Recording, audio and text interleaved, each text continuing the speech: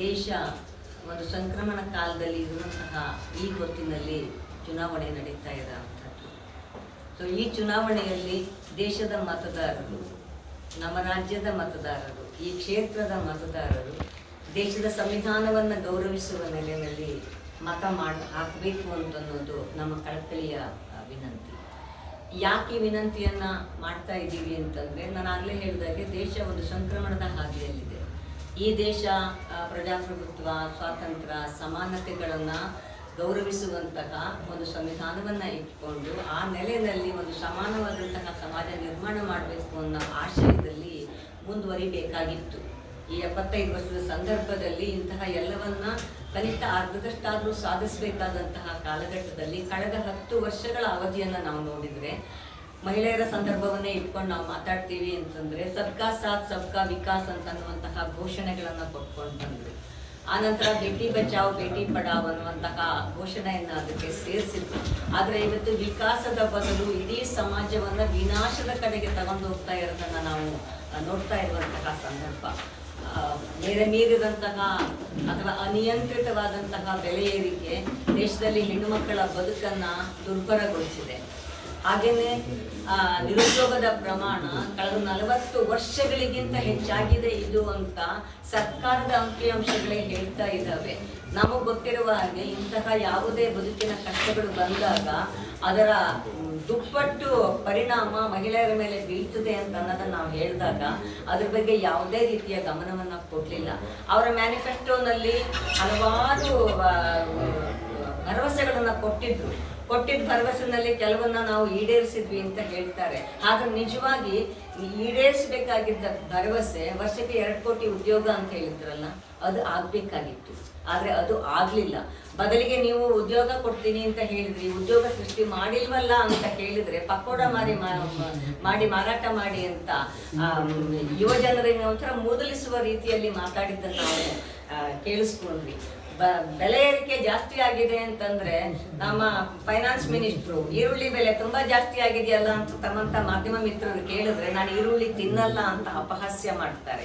ಅಂದ್ರೆ ಈ ಮಟ್ಟದಲ್ಲಿ ಕನಿಷ್ಠ ಮಾನವೀಯ ನೆಲೆಯಲ್ಲಿ ಆಲೋಚನೆ ಮಾಡದೆ ಇರುವಂತವ್ರನ್ನ ಮತ್ತೆ ನಾವು ಅಧಿಕಾರಕ್ಕೆ ತಂದ್ರೆ ಏನಾಗ್ಬೋದು ದೇಶದ ಸ್ಥಿತಿ? ಒಂದು ಕಡೆ ಧರ್ಮಗಳ ಮಧ್ಯದಲ್ಲಿ ಒಡಕನ್ನ ಉಂಟು ಮಾಡಿ ಅಸಹನೆ, ದ್ವೇಷವನ್ನು ಹೆಚ್ಚಿಸುವಂತಹ ಕೆಲಸ ನಿರಂತರವಾಗಿ ನಡೀತಾ ಇದೆ.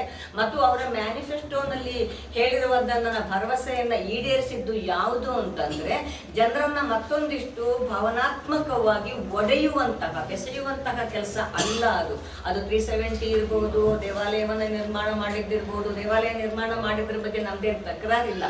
ಆದರೆ ವರ್ಷಕ್ಕೆ 2 ಕೋಟಿ ಉದ್ಯೋಗ ಸೃಷ್ಟಿ ಮಾಡೋದು, ಬೆಲೆ ಏರಿಕೆಯನ್ನು ಇಳಿಸೋದು, ಬೇಟಿ ಬಚಾವ್ ಬೇಟಿ ಪಡಾವ್ ಮಾಡೋದು, ಇಡೀ ದೇಶದ ಸಮಗ್ರತೆಯನ್ನ ಕಾಪಾಡೋದು ಮತ್ತು ದೇವಾಲಯ ನಿರ್ಮಾಣ ಅನ್ನುವಾಗ ನಿಮ್ಮ ಆದ್ಯತೆಯಲ್ಲಿ ನಂಬರ್ 1 ಯಾವ್ದಾಗಬೇಕು ಅನ್ನೋದಷ್ಟೇನೆ ನಮ್ಮ ಪ್ರಶ್ನೆ.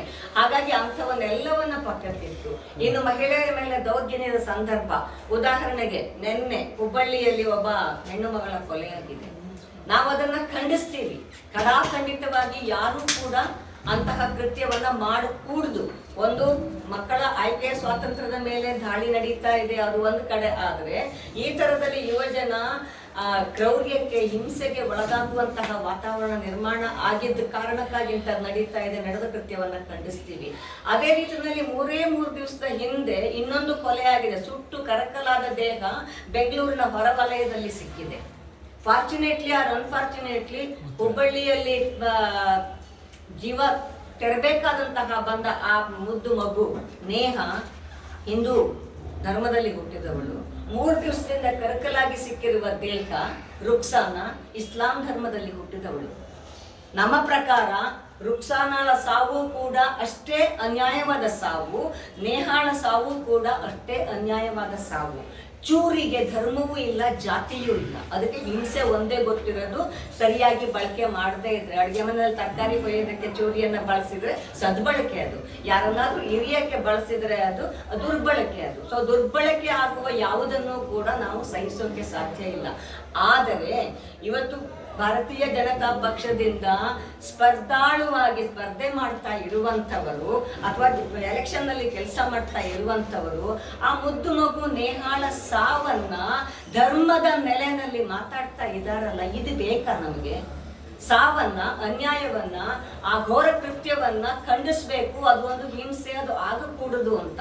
ಆದ್ರೆ ಪಿಕ್ ಅಂಡ್ ಚೂಸ್ ಅಂತ ಅನ್ನುವ ರೀತಿಯಲ್ಲಿ ಧಾರ್ಮಿಕ ನೆಲೆಯಲ್ಲಿ ಜನರನ್ನ ಒಡೆಯುವ, ಯಾರ ಮನೆಯದು ನೋವನ್ನೂ ಕೂಡ ತಮ್ಮ ಮತಬೇಟೆಯ ಒಂದು ತಾಳವನ್ನಾಗಿ ಮಾಡಿಕೊಳ್ಳುವಂತಹ ಸ್ಥಿತಿ ಇದೆಯಲ್ಲ, ಇದು ಈ ದೇಶಕ್ಕೆ ಖಂಡಿತವಾಗಿ ಅನ್ವಯಿಸೋದಿಲ್ಲ. ಯಾಕೆ ಅಂತಂದ್ರೆ ನಾವು ಬೆಳೆದಿದ್ದು ಹೇಗೆ ಅಂದ್ರೆ, ನಮ್ಮ ಭಾರತ ದೇಶ ವಸುದೈವ ಕುಟುಂಬಕಂ ಅನ್ನುವಂತಹ ಒಂದು ಪರಂಪರೆಯನ್ನ ಬಿತ್ತಿ ಬೆಳೆದಿರೋ ಅಂಥದ್ದು ಅನ್ನುವಂತಹ ಪರಂಪರೆನ ನಾವು ಬೆಳೆದು ಬಂದವರು. ಇವತ್ತು ದೇಶದ ಒಳಗೆ ಇರುವ ಜನರನ್ನೇನೆ ಹಿಂದೂ, ಮುಸ್ಲಿಂ, ಕ್ರಿಶ್ಚಿಯನ್, ಆ ನಂತರ ಅಲ್ಲಿ ದಲಿತರು, ಮಹಿಳೆಯರು, ಇನ್ನೊಬ್ರು ಅನ್ಯ ಜಾತಿಯವರು ಅಂತೇಳಿ ಒಡೆಯುವಂತಹ ಕೆಲಸವನ್ನ ಮಾಡ್ತಾ ಇರುವಂತಹ ಭಾರತೀಯ ಜನತಾ ಪಕ್ಷ ಇದು ದೇಶದ ಸಮಗ್ರತೆಗಾಗಿ ಕೆಲಸ ಮಾಡೋದಲ್ಲ, ದೇಶದ ದುಡಿಯುವ ಜನರ ಪರವಾಗಿ ಕೆಲಸ ಮಾಡೋದು ಅಲ್ಲ. ದೇಶದ ವಿದ್ಯಾರ್ಥಿಗಳು, ಯುವಜನರು, ಮಹಿಳೆಯರು ಯಾರು ಕೂಡ ಇವರಿಗೆ ಖಂಡಿತವಾಗ್ಲೂ ಕೂಡ ಅವರವರ ಆಗಕ್ಕೆ ಸಾಧ್ಯ ಇಲ್ಲ. ಎಲ್ಲರೂ ಕೂಡ ಬೇರೆಯವರಾಗಿ ಅವ್ರು ನೋಡುವಂತಹದ್ದಿದೆ.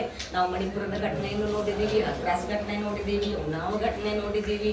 ಯಾರು ತಪ್ಪು ಮಾಡ್ತಾರೋ ಅವ್ರ ಪರವಾಗಿ ನಿಲ್ಲುವಂತಹ ಮತ್ತು ಜನರನ್ನ ಭಾವನಾತ್ಮಕವಾಗಿ ಈ ಎಲ್ಲ ಸಮಸ್ಯೆಗಳಿಂದ ಪಕ್ಕಕ್ಕೆ ಸರಿಸಿ ಇನ್ನೊಂದೇನನ್ನೋ ಮಾಡುವಂತಹ, ಭಾವೋದ್ರೇಕಗೊಳಿಸುವಂತಹ ಕೆಲಸ ಮಾಡುವಂತಹ ಭಾರತೀಯ ಜನತಾ ಪಕ್ಷ ಮತ್ತೊಮ್ಮೆ ಅಧಿಕಾರಕ್ಕೆ ಬರಲಿಕ್ಕೆ ಸಾಧ್ಯ ಆಗಬಾರದು ಅನ್ನೋದು ಜಾಗೃತ ನಾಗರಿಕರು ಕರ್ನಾಟಕ ವೇದಿಕೆಯ ಕಳಕಳಿಯ ವಿನಂತಿ.